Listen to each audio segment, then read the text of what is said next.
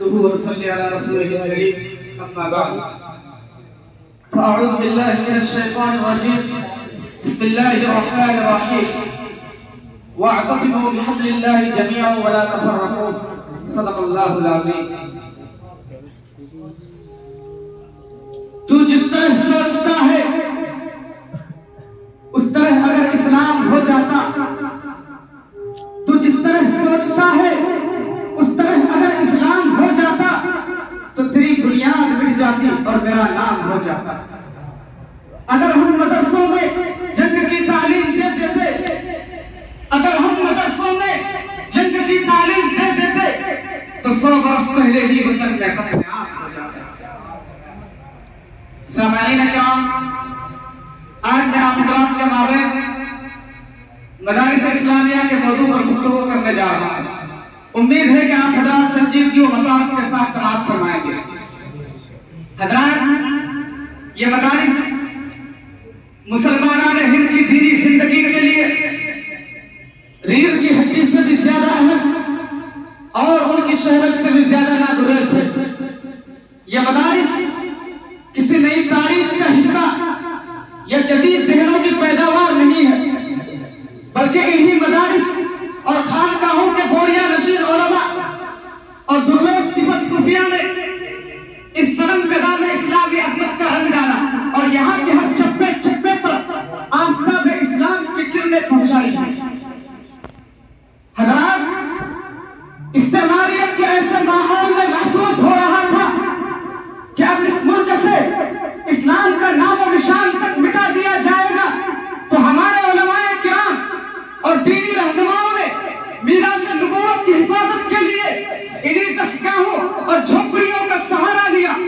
مظاہر علوم سہارنپور کی پرشکو داستان، دارالعلوم دیوبند کی ولولہ انگیز تاریخ اور ندوہ کی عظیم الشان خدمات آج بھی اپنی عظمت کے گیت گا رہی ہے. خود ایک انگریز مصنف لارڈ مکالے اس پرآشوب حالات میں مدارس سے نبرد آزما ہونے کی ضرورت و اہمیت کو اجاگر کرتے ہوئے کہتا ہے کہ اس دور میں ایک ایسی نسل کی نشو و نما شروع ہونی چاہیے کہ جس کو جسمانی طور پر ہندوستانی رکھا جائے لیکن فکر و نظر میں انگریز بنا دیا جائے. تو ایسے وقت میں انہی دستگاہوں نے اس حملے کا مقابلہ کیا اور مسلمانوں کی گرتی ہوئی دیواروں کو سنبھالا. اور آج کی حکومت اور برادران وطن کا ایک وسیع حلقہ بھی انہی مدارس کو اپنے گلے کی پھانسی اور راستے کا روڑا سمجھتا ہے.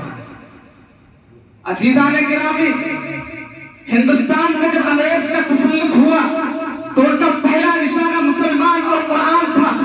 ان کا چیلنج قبول کرنے والا کوئی صاحب ثروت، دولت مند اور فیکٹریوں کا مالک نہیں تھا، بلکہ انہی مدارس کا ایک فارغ، ایک مرد مجاہد، درویش صفت، جس کو تاریخ مولانا رحمت اللہ کیرانوی کے نام سے جانتی ہے. انگریزوں نے قرآن کریم کو مٹانے کا سلسلہ شروع کیا کہ قرآن نہ ہوگا تو اسلام ختم ہو جائے گا.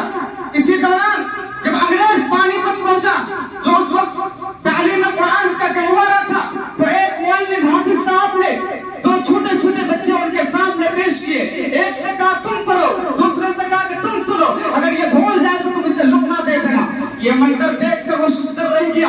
آج الحمدللہ ایسے ہزاروں، لاکھوں، کروڑوں بچے، بوڑھے، نوجوان ہیں کہ جس کے سینے میں قرآن محفوظ ہے. آج اگر سارے دنیا کے پریس اور چھاپا کھانا بند کر دیا جائے، پوری دنیا کی لائبریریاں کو ختم کر دیا جائے اور آئندہ کے لیے کتابوں کی کتابت اور اشاعت اسلام پر پابندی لگا دی جائے تو قرآن کی حفاظت میں کوئی فرق نہیں آئے. محترم حضرات، انہی مدارس سے ہزاروں لاکھوں فارغین آج تمام اسلامی اور غیر اسلامی ملکوں کے گوشے گوشے اور علاقے میں کنتم خیر امت کے مصداق بن کر رسالت مآب کی تبلیغ و تعلیم میں ہماتر منہمک ہیں.